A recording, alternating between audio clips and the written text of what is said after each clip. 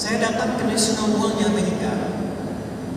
Di National Mall itu ada tugu, Bapak Ibu sekalian. Tubuhnya itu kan terlalu tinggi. Kalau lihat ini ada tiang Masjid Istiqlal sampai yang ada kipasnya itu lah. Setinggi itu tubuh itu, kurang lebih. Lalu diapit. Di samping kirinya ada Capitol, DPR itu. Samping kanannya ada gedung putih White House, tempatnya POTUS Presiden Amerika. Di tugu itu dikelilingi oleh bendera-bendera federal wilayah-wilayah di Amerika. Itu kenangan dari perjuangan, kenangan dari tumpah darah yang menjaga Amerika secara umum, luas dalam aspek negara. Jadi kalau DPR-nya ribut untuk kepentingan pribadi, keluar dari Capitol, ya dari ruang DPR, melihat tugu itu, mereka akan balik lagi ke kepentingan Amerika.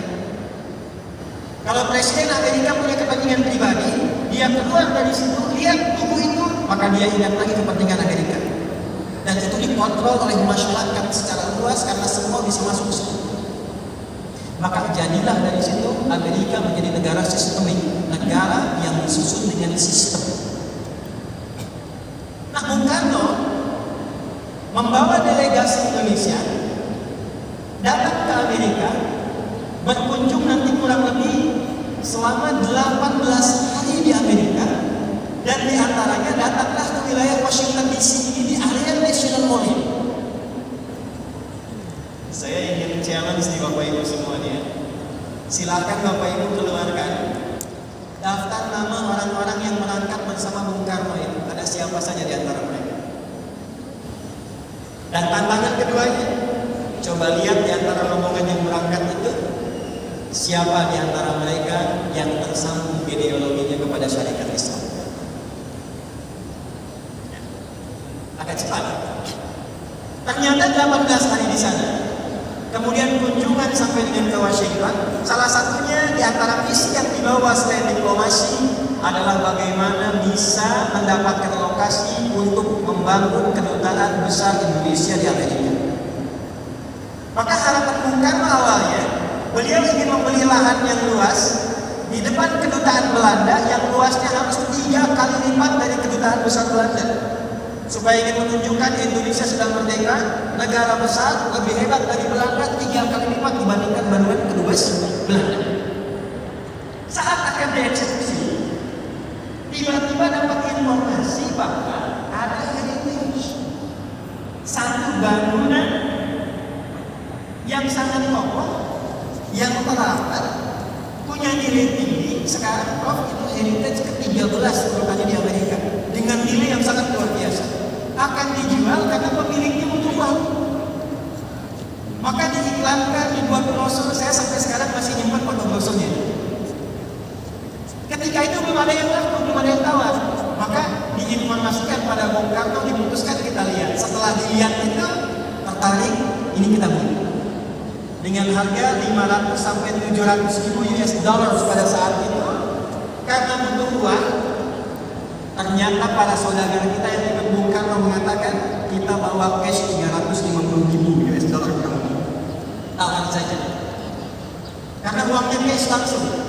Kalau uang ini kita bisa berikan dan dia mau, kita dapatkan bangunan ini. Maka ibu dan bapak sekalian, tidak diduga dan ini rencana Allah. Alhamdulillah, apa yang terjadi?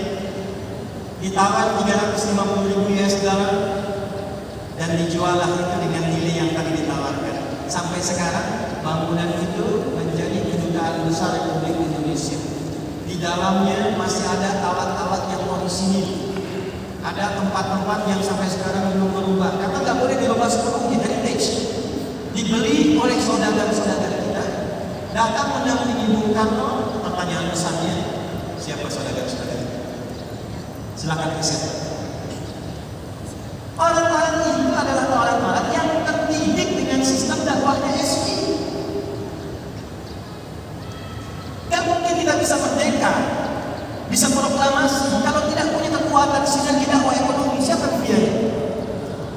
Siapa yang mendidik dan menyatukan para saudara yang bisa berkumpul membiayai perjuangan?